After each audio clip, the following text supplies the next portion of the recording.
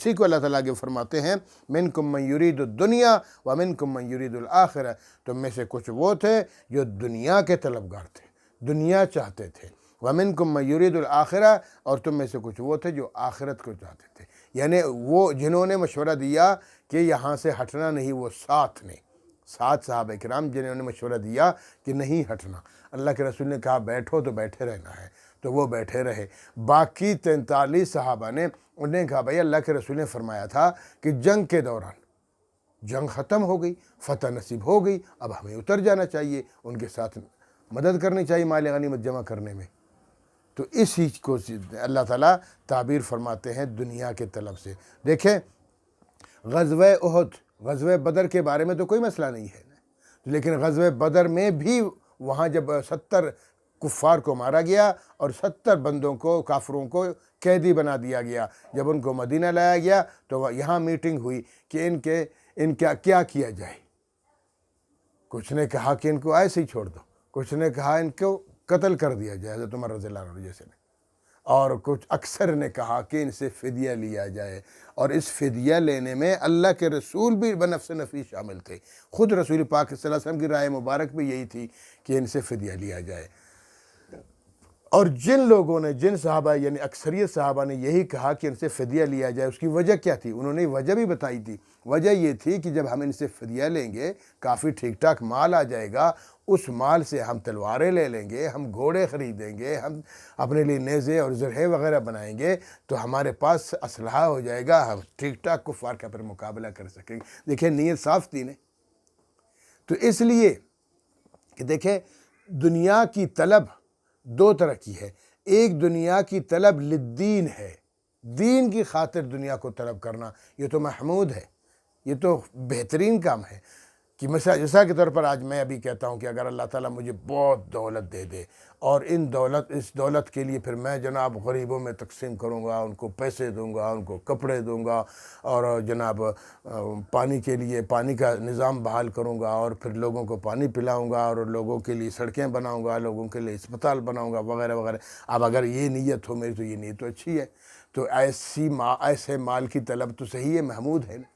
اور اگر اس طلب سے مراد کہ دنیا طلب کرنا، دنیا میں عیاشیاں کرنا، میں اپنے لیے پلاٹ خریدوں گا، گاڑیاں لوں گا، فلاں کروں گا، دنیا، تو یہ طالب دنیا یہ مضموم ہے۔ تو صحابہ کرام کی نیت تو صاف تھی کہ ہم اس سے اسلحہ لیں گے، کفار کے خلاف جہاد کریں گے، اللہ کے اس فریضے کو پورا کریں گے، تو اس طلب دنیا کو جو محمود ہے، لیکن اللہ تعالیٰ نے اس محمود طلب دنیا کو بھی مضموم میں شامل فرما دیا کہ دیکھو تم میں سے، ان کے بارے میں، بدریوں کے بارے میں بھی فرمایا کہ تم میں سے کچھ وہ تھے جو طالب دنیا تھے، دنیا کی طلب کرنے والے تھے۔ تو یہاں بھی یہی صحابہ کرام، ان کی بھی تو یہی نیت تھی نا کہ نیچے جائیں گے، ان کو تو پتہ ہے۔ اب دیکھیں اگر یہاں کوئی یہ بکواس کرتا ہے کہ وہ جناب مال لوٹنے کے لیے آئے، وہ مال غنیمت جمع کرنے کے لیے، کیا صحابہ کو پتہ نہیں تھا کہ مال غنیمت جتنا بھی ہوگا وہ سب میں برابر تقسیم ہوگا؟ ہم نیچے جائیں گے بھی ہمارا حصہ وہی ہے، ہم نہیں جائیں گے تب بھی ہمارا حصہ ہی وہی ہے۔ ان کو تو اس چیز کا پتہ ہے، جب پتہ ہے تو پھر ان کو کیا غرض تھی؟ صرف یہی غرض تھی کہ اس مال کے جمع کرنے میں ہم ان کا ہاتھ بٹائیں گے۔ تو اللہ رب العالمین نے، چونکہ وہ عظیم لوگ تھے، عظیم ہستیاں ہیں صحابہ کرام، اس معمولی چیزوں کو بھی بڑھا چڑھا کے، جیسے میں نے کل والے اس میں درس میں بھی یہی کہا تھا کہ ابراہیم علیہ السلام جیسے عظیم پیغمبر، وہ بھی کہیں گے کہ میں نے جو 3 باتیں کی ہیں وہ جھوٹ کے قریب ہے، تو اس لیے انہوں نے خود کہہ دیا کہ میں نے 3 جھوٹ بولے ہیں، حالانکہ وہ 3 جھوٹ ہے ہی نہیں، نعوذ باللہ، ہم تو نہیں کر سکتے، انہوں نے خود حدیث پاک میں خود فرمایا۔ تو اسی طرح ان صحابہ کرام جو گھاٹی سے نیچے آئے، ان کی نیت بھی یہی تھی،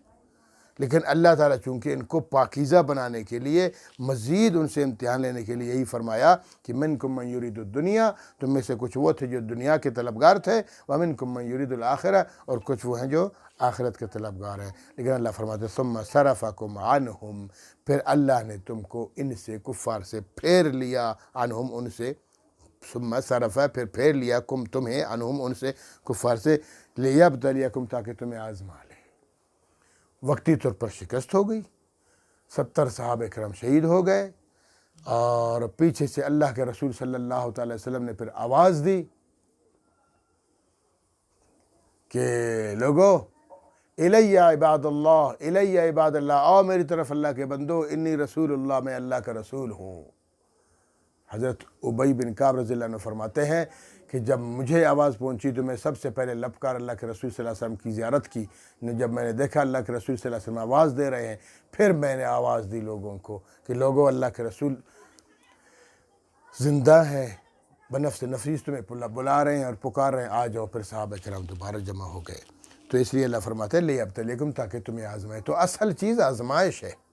کہ اللہ تعالیٰ فرماتے ہیں کہ میں تمہیں آزماتا رہتا ہوں۔ دوسری جگہ ہے نا کہ امتحن اللہ قلوبہم للتقوی، اللہ نے ان کے دلوں کا بھی امتحان لیا، تقوی اور پرہیزگاری کے ذریعے امتحان لیا اور ان کو کامیاب پایا۔ اس لیے ان کو رضی اللہ عنہم کہا، اس لیے اولئک ہم المفلحون کہا، اس لیے انہیں اولئک ہم الراشدون کہا، اولئک ہم الفائزون کہا۔ مختلف القابات سے اللہ پاک نے ان کو نوازا اور کہہ دیا رضی اللہ عنہم ورضوا عنہ، میں صحابہ کرام سے راضی ہوں اور صحابہ مجھ سے راضی ہیں۔ تو لیے اب